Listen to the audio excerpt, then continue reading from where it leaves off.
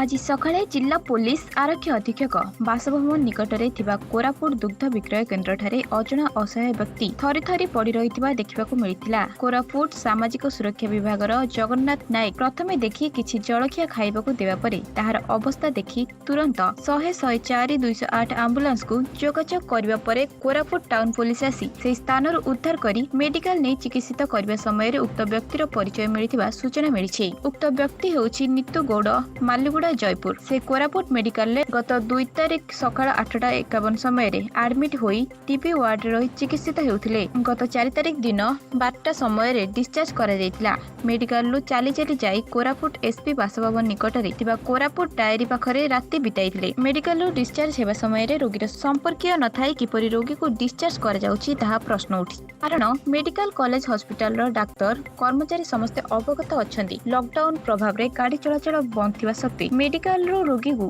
किपरि खलास करा जायछि। राति सारा दुग्ध विक्रय दुकान पाखरे पड़ी रहिथिबा बेले पुलिस राति सारा पेट्रोलिंग करथिबा बेले असहाय व्यक्ति नजर आसिलानी केमिति टाउन पुलिस को सूचना देथिबा व्यक्ति जगन्नाथ नायक को साधुवाद जणाइछंती टाउन थाना अधिकारी।